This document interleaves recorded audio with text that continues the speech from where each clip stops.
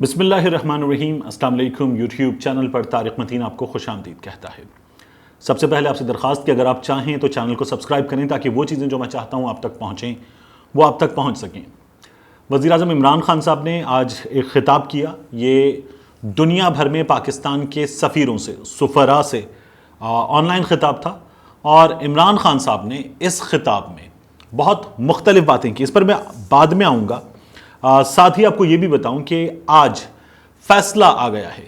Sonia Sadaf assistant commissioner Sialkot, जिनका मामला viral हुआ, हमने वीडियो देखी और वो किस बेगैरत ने लगाया है, बहुत वायरल हुआ था। अम्मा जी का फिरदौस आशिक अवान को गले लगाना बहुत वायरल हुआ था। अम्मा जी ने पंजाबी में जो गाली बकी थी, कुर्सी पर बैठकर जो शिकवे किए थे, जिसकी वजह से बात यहां तक बढ़ी थी, बहुत वायरल हुआ था। और फिर उसके बाद पंजाब की ब्यूरोक्रेसी सामने खड़ी हो गई आकर। पंजाब की ब्यूरोक्रेसी हुकूमत पंजाब के सामने आकर खड़ी हो गई। ये चीज़ जो है वो बहुत ज़्यादा डिस्कस हुई। इस पर मुख्तलिफ आरा आ रही थी। इसका फैसला आ गया है।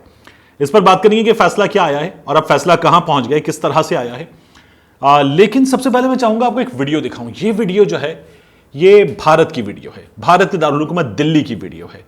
दिल दहला देने वाली वीडियो है।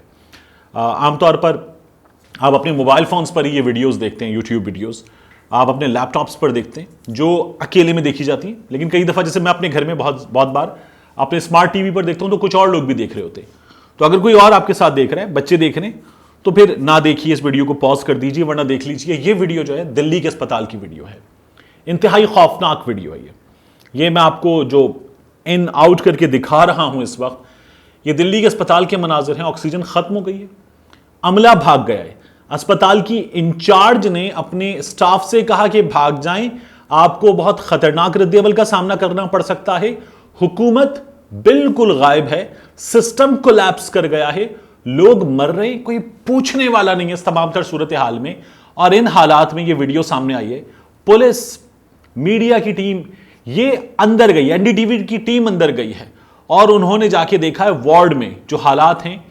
6 अफराद कम अज कम इसमें जो मरीज थे वो लाशों में तब्दील हो चुके और कोई स्टाफ में मौजूद नहीं है। ऑक्सीजन खत्म हो चुकी।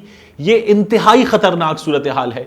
इसी सूरत हाल में, इन्हीं हालात से उठ के भारत का वफ्द G7 इजलास के लिए लंदन गया और वहां पर जयशंकर, भारत के वजीर खारिजा, उनकी टीम के 2 अरकान पॉजिटिव निकल आए। बहुत खुसूसी हालात में G7 का इजलास हो रहा था, बहुत लिमिटेड टीम्स के साथ, बहुत लिमिटेड डेलीगेशंस के साथ, लेकिन उसमें भी भारत के वजीर खारिजा की टीम के 2 लोग पॉजिटिव निकल आए और भारत के वजीर खारिजा लंदन पहुंचने के बावजूद भी अब क्वारंटीन में उन इजलासों में शिरकत नहीं कर रहे जिन इजलासों में शिरकत जो है वो खुसूसी तैयारियों के साथ हो रही थी। शील्ड्स थी, फासले थे, लोग मिल नहीं रहे थे, लेकिन उसमें भी अब वो उन हॉल्स में भी जाने के काबिल नहीं रहे। उन्होंने ट्वीट करके तमाम सूरत हाल जो है बता दी है। तो जयशंकर जिस सरजमीन से गए उस सरजमीन के हालात पूरी दुनिया में इस वक्त डिस्कस हो रहे हैं और इतने खौफनाक मनाजिर वहां से सामने आ रहे हैं। इमरान खान साहब ने आज जो खिताब किया उसकी बात करें। इमरान खान साहब ने आज खिताब किया। इस खिताब की सबसे अहम बात यह थी कि यह खिताब पाकिस्तान के वजीर आजम का, किसी भी वजीर आजम का अपनी नौयत का पहला खिताब था। सफीरों से इस तरह से खिताब करना, उन्हें मुखातिब करना, यह अपनी नौयत का पहला खिताब था।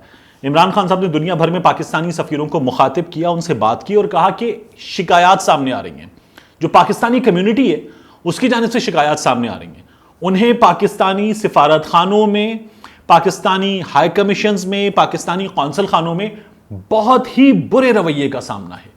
लोगों ने ये शिकायत पाकिस्तान सिटीजन पोर्टल पर की हैं, लोगों ने ये शिकायत ऑनलाइन की हैं, लिखकर वजीर आजम हाउस को भेजा है और बड़ी तादाद में शिकायत जमा हुई हैं, जिसके बाद वजीर आजम इमरान खान साहब ने यह खिताब किया। अभी इमरान खान साहब ने रिसेंटली सऊदी अरब से सफीर को वापस बुलवाया। अमले के 6 अरकान जो हैं उनके खिलाफ एक हाई लेवल इंक्वायरी हो रही है और सऊदी अरब में बहुत बुरे हालात थे जिन पर शिकायत आई थी। और खास तौर पर जो मजदूर तबका है, हमारा जो कंस्ट्रक्शन के सेक्टर में और दीगर सेक्टर्स में काम करने वाला मेहनत कश तबका है, उसकी तरफ से शिकायत सामने आ रही थी। तो इमरान खान साहब ने सफीरों से खिताब किया और कहा कि कोई भी चीज पाकिस्तानी कम्युनिटी की सर्विसेज में कमी आए बर्दाश्त नहीं की जाएगी। उन्होंने कहा आप हमें बताएं, आप अंडर स्टाफ्ड हैं, हमें बताएं, हम आपको मजीद स्टाफ देंगे। आपको पैसे चाहिए सर्विसेज फराहम करने के लिए, आपके पास सहूलतों की कमी है, आप हमें बताएं, हम वो भी प्रोवाइड करेंगे। लेकिन इस सिलसिले में कोई चीज बर्दाश्त नहीं करेंगे कि आप अपनी कम्युनिटी की खिदमत नहीं कर रहे। उन्होंने कहा बाहर जाते हैं लोग, पूरी फैमिली यहां पर है, बीवी बच्चों से दूर, मां बाप से दूर, कोई शख्स वहां मजदूरी कर रहा है, उसका कोई पूछने वाला ना हो, यह बर्दाश्त नहीं किया जाएगा।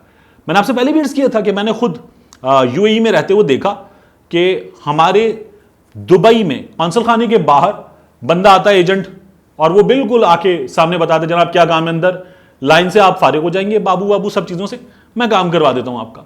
यह हाल हमारे सिफारत खाने का भी है और यह हाल दुनिया भर में। आप लोगों ने मुझे उसके बाद, कुछ लोगों ने मुझे बड़ी रिक्वेस्ट करके, और आप प्लीज ये मत कीजिएगा कि आप कमेंट्स में अपना नंबर शेयर कर लेते हैं, बहुत सारे लोगों तक पहुंच जाता है, तो आप लोगों ने मुझसे रिक्वेस्ट करके मेरा व्हाट्सएप नंबर मांगा। 2-4 लोगों को मैंने उनकी शदीद उनके इसरार पर यह नंबर दिया भी है।